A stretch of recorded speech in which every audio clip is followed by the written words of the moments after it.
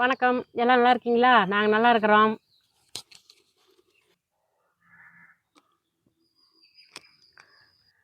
பாருங்க, தண்ணி காய்ஞ்சிருச்சு. பச்சை பயிறு 1/2 கப்பு போடுறேன். கூட எண்ணெய் ஊற்றிக்கலாம். பச்சை மிளகா 5 பச்சை மிளகா போடுறேன். ஒரு தக்காளி, மஞ்சள்தூள் கொஞ்சமாக போட்டுக்கலாம். 4 பேர் பூண்டு. பாருங்க, இப்போ மூடி வச்சிடலாம். வேகட்டும் அப்படியே.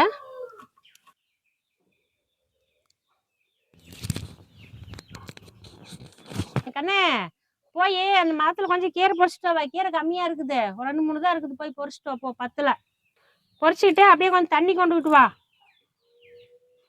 சரிம்மா. போயிட்டு வர விஷயம் பேசலாம். போயிட்டு உங்கள்கிட்ட ஒரு விஷயம் சொல்லணும். போயிட்டு வா சீக்கிரமா. இந்தம்மா கீரை கொண்டா கண்ணா. இந்த தண்ணி. ஆமாம் கண்ணே, நீ கார் ஓட்டி பலவரம்னு சொல்கிறேன். எப்போதான் பலவர நீயே? நானும் சொல்லி கொடுத்தாதானே பலவரத்துக்கு. சொல்லி கொடுத்தாதானே பலவரத்துக்கு. வீட்டில் டிரைவர் இருந்து எதுக்கு பிரயோஜனம் நம்மளுக்கு? நானே நீ கார் ஓட்டி பழவனா என்னை கூட்டிகிட்டு போவேன் அப்படின்னு எப்போ இருந்து ஆசையாக இருக்கிறேன். என் பிள்ளை காரில் போகலான்னு நினச்சிட்டு இருக்கிறேன். நீ கார் ஓட்டி பழவ மாட்டேங்கிற. சீக்கிரமாக பழவு கண்ணு.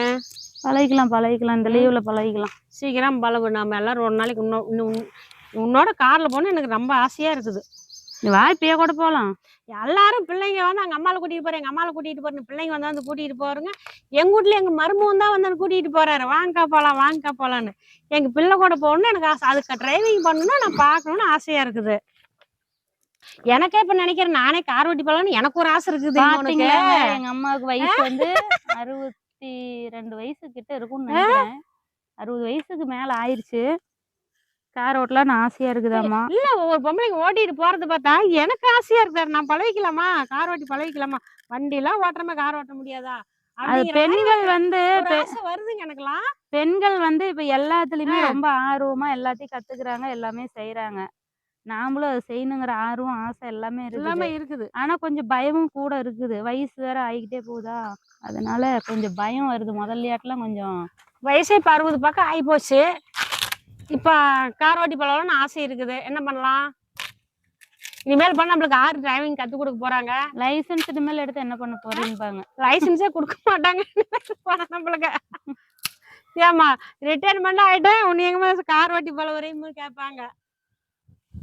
பாருங்க, அது கூட முருங்கைத்தலை போட்டுக்கலாம். முருங்கைத்தலை உருவி வச்சிருக்கிறேன், அதை அப்படியே போட்டுடலாம். தண்ணி கொஞ்சம் கம்மியாக இருக்குது. சுடு தண்ணி அலையே கொஞ்சம் ஊற்றிக்கலாம். போதும், மூடி வச்சிடலாம்.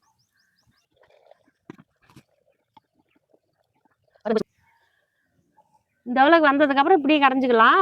கடைஞ்சி நல்லா நெகுன்னு கடைஞ்சி எடுத்து ஊற்றிட்டு அப்புறமேல தாளிச்சு விட்டு இறக்கி வச்சிடலாம். இப்போ கடையில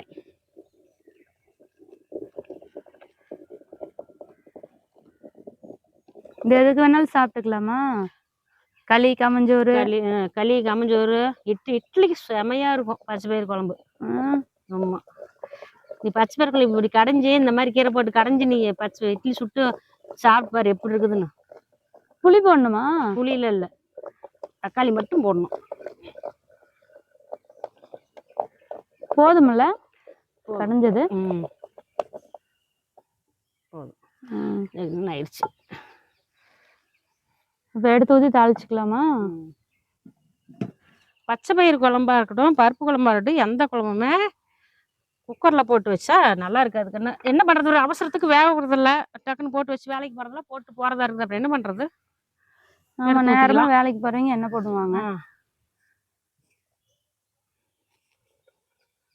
அரை ஆயில் ஊற்றிக்கலாம். எண்ணெய் காஞ்சிச்சு, கடுகு போடலாம். கடுகு போட்டாச்சு. கடுகு பொரிட்டோம்.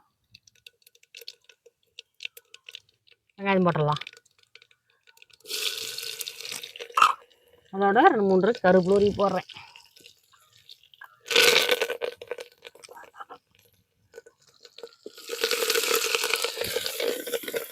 இப்போ ஊற்றிடலாம். அதில் வணங்கி விட்டுருச்சு.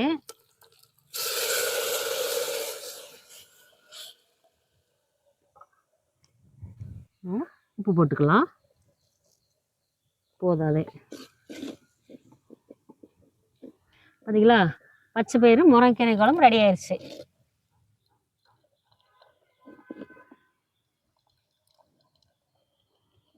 இதுக்கு நம்ம களி தாங்க செய்ய போகிறோம்.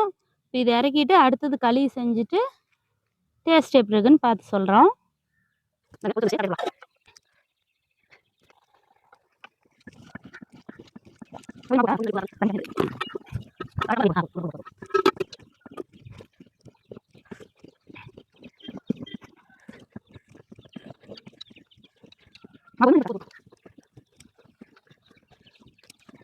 இந்த கரண்டியில் கொஞ்சம் தண்ணி ஊற்றி அலாசி ஊற்றிக்கிட்டு நனைச்சி அதுக்கப்புறம் இப்படி மேலே கொஞ்சம் ஆடை கட்டின மாதிரி இருக்குது, அதை நெவுத்தி விட்டுட்டு தோண்டி போடலாம். அப்படி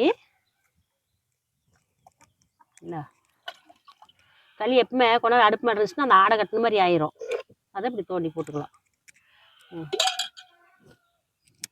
இப்போ அதை உருண்டை பிடிக்கலாம்.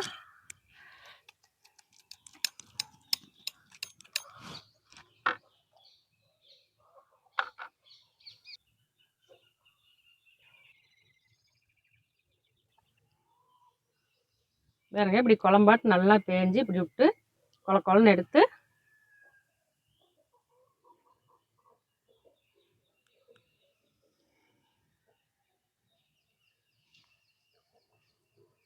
பாருங்க, மென்னே முழுங்க வேண்டியது இல்லைங்க, அப்படியே அல்வா மாதிரி அப்படியே உள்ள போயிருச்சுங்க. அவ்வளோ நல்லா இருக்குதுங்க. இது இந்த இலையில சாப்பிட்றத தனியாக டேஸ்ட்டாக இருக்குதுங்க. பிளேட்டில் சாப்பிட்றதோட இலையில சாப்பிட்றது நல்லா இருக்குது. அதே மாதிரி இது வந்து சாதாரண ஆரியத்தில் நெரிச்சிக்கலாருனாவே நல்லா சத்துன்னு சொல்லுவாங்க. இது வந்து நான் முளப்பு கட்டி வச்சு செஞ்சுருக்கிறேன். இன்னும் கொஞ்சம் டேஸ்ட்டு நல்லா தூக்கி கொடுக்குதுங்க, நல்லா இருக்குது. வீட்டில் நீங்கள் செஞ்சு பாருங்கள். செஞ்சு இந்த மாதிரி சாப்பிட்டு பார்த்துட்டு கமெண்ட்டில் சொல்லுங்கள். சாப்பிட்ட உடனே அம்மா ஞாபகம் வந்தால் அதாங்க குழம்பு சட்டி. வீடியோ பிடிச்சிருந்தா லைக் பண்ணுங்க, ஷேர் பண்ணுங்க, கமெண்ட் பண்ணுங்க, சப்ஸ்கிரைப் பண்ணுங்க, பெல் பட்டனை கிளிக் பண்ணுங்க. என் அன்பான சொந்தங்களே, இந்த குழம்பு போல இனிப்பும் காரமும் நிறைந்த வாழ்க்கை உங்களுடையதாக அமையட்டும்.